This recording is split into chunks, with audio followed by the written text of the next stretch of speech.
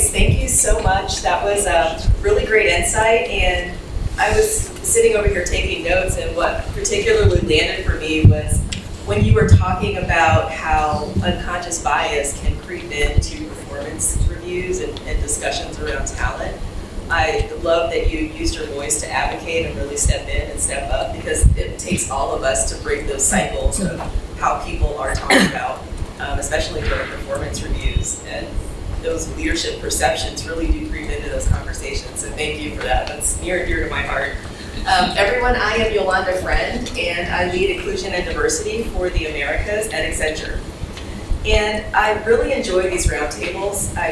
This is my second or third one. They provide this platform for us to really come together and exchange these ideas and learn from each other and develop new insights and new ways of behaving and moving through this world. And I am delighted to tee up our next Fireside chat between two incredible leaders who are shaping the future of business through innovation, inclusion, and transformation. We're going to explore insights on building a workforce that reflects the world we serve. AI is disrupting work as we know it today and ushering in a new era of enterprise intelligence as physical and digital worlds become inextricably linked. With that, I am honored to introduce our distinguished guests. Joining us virtually is Manish Sharma, the CEO of Accenture's America, our largest market, driving innovation, business transformation, and upholding a strong commitment to talent development and inclusion. Beyond his executive role, Manish is passionate about mentoring and empowering the next generation of leaders. Please join me as we welcome Manish virtually.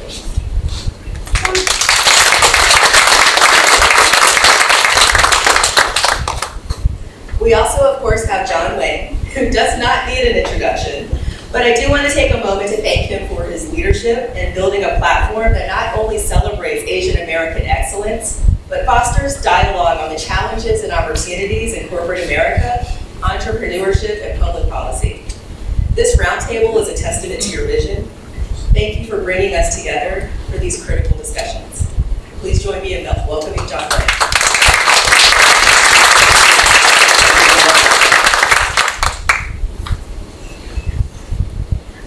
Good morning, everyone. Thank you for joining us for the 10th Annual Asian American Business Roundtable.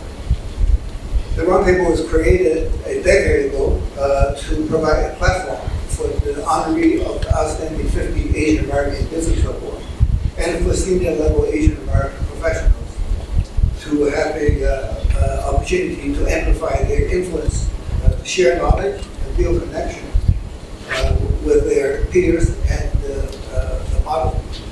And together we have convened critical conversations in the past 10 years on topics such as the rise of the new majority multicultural demographic, the transformative contribution of employee resource group, and the undeniable value that inclusion of an AABR professional can bring to global business. Over the past decade, the Roundtable, we witnessed the Asian American have gradually assumed a more prominent role in the executive leadership position, as well as in the decision making in the U.S. corporation. As we celebrate the 10th anniversary of this influential platform, we again bring together accomplished and visionary Asian American business leaders to reflect on the achievement and the challenges of the past 10 years, and take stock of how much impact and influence we have had on corporate strategy. Looking ahead, we will explore how we can continue to share the future and to shape the future and drive value creation across the industry. So it is my honor and to start this morning with the conversation with one of the most respected business leaders in corporate America, an inspiring Asian American trailblazer, who joined us today to discuss the most important topic in business, the transformative role of AI and the global invitation to company and workforce. So we will have, I guess, one more minute. okay. He's just trying to reach out. Right.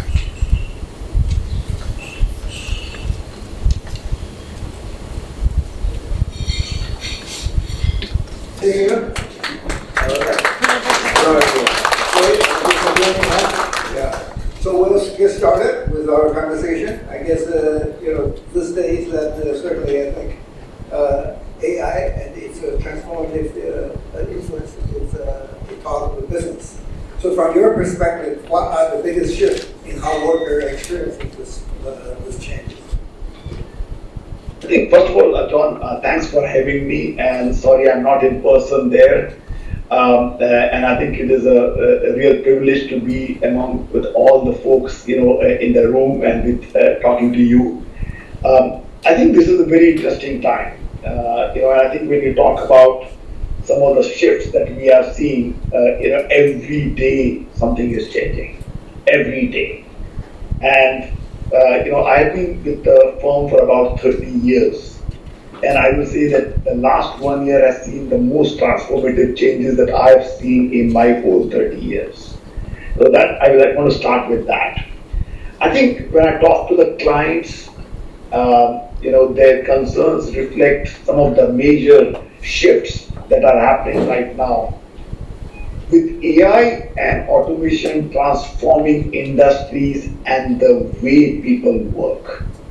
And I think it's a very important element, right? I think with technology and data, we have better ways to understand and support, our colleagues, what they need and how to create more meaningful work experiences. I think all of us, this is a big community here, right? I think we have to be really intentional about keeping people at the center of innovation. We cannot leave the people on the side, right? They have to be involved in this process, right?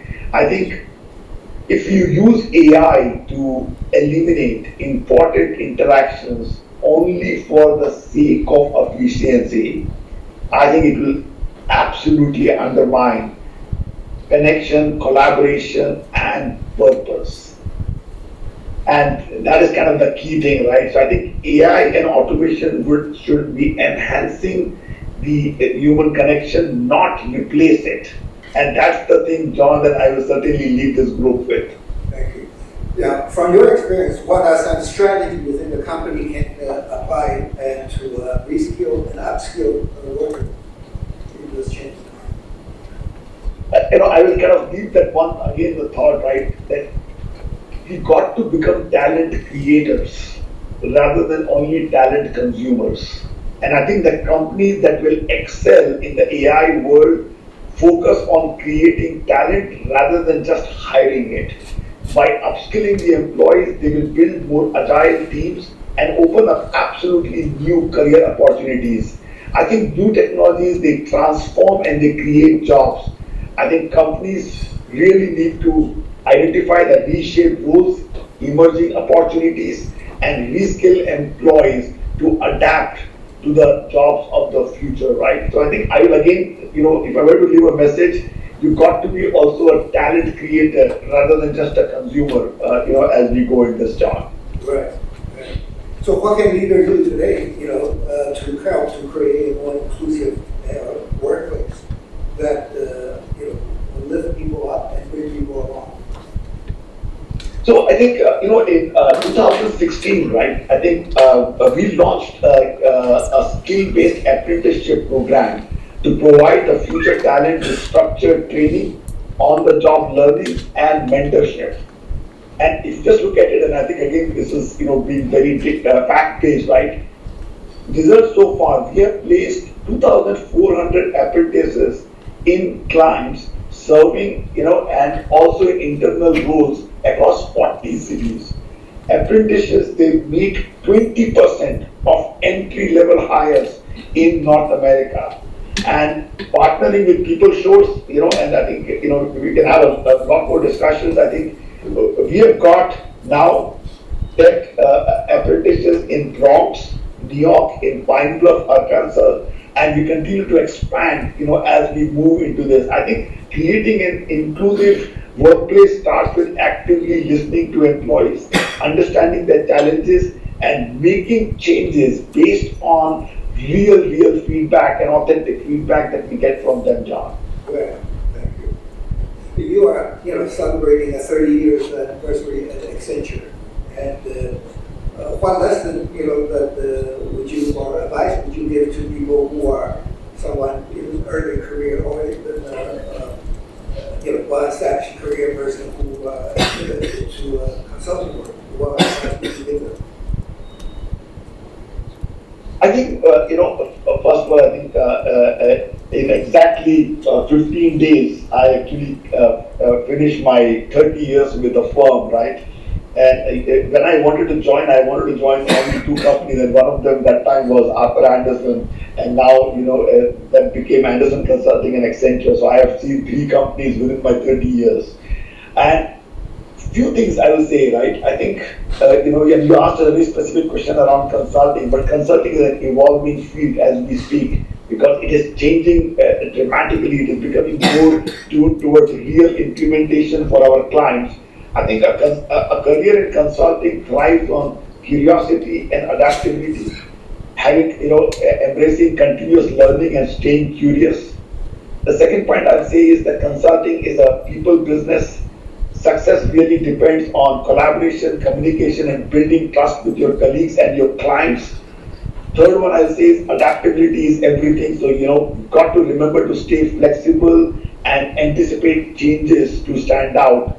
And I think the real thing about, in this world with Gen AI and agentic coming in is the most reward part is making a real difference to our clients, to the communities around, whether it is through transformation, mentoring, or community services. We need to find our own motivation levels and, let it give it to you. But John, you have been asking the questions, but let me ask you this reverse question, right? What is your point of view on this, John?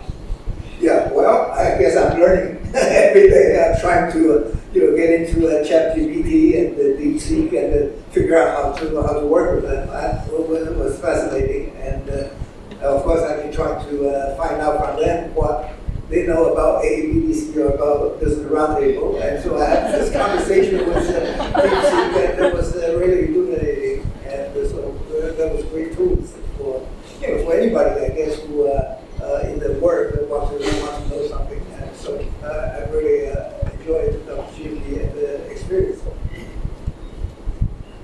Good. So how do we, ensure that AI is developed and deployed in a way perhaps that extends opportunity for everyone? So yeah, I think, and you're in our office, you can probably have more interactions on this. We launched our tech vision in the CES, I think a few weeks back, right? I think AI is going to be there everywhere. I think in every single element, in every single job, in every single industry. I think the big thing is around trust, and making the changes. How do you really trust the answers that are coming in? And I think the trust will be the one which is going to be the real factor as we talk about deployment. It will not be anything else other than trust. And this is where I think responsible AI comes in, where clear AI guidelines, regular risk assessments, and systems monitor are important, to ensure the technology is operating in an ethical way, legally and a bias-free way. I think skilling and strong mentorship, apprenticeship initiatives help, ensure AI benefits everyone, right? I think deploying AI to tackle real problems that affect for real people, like improving access to education, making healthcare more equitable, or creating economic opportunities to build trust and support, I think will be the key. But the one thing that again I will leave the group here is create a responsible AI team, because that will really be the foundation, right? Along with building the data and all the other stuff that we really need to do. Because if you don't have a responsible AI team out there, there could be trouble ahead for every single company. Right. Okay. Well, I think this is a great lesson that we're learning, and thank you so much for your valuable insights. And we really appreciate the privilege to hear your perspective on the AI and the incredible potential that the AI has in the world. So as we continue. Thank you. Thank you. As we continue to navigate this. Bye-bye. Thanks everyone.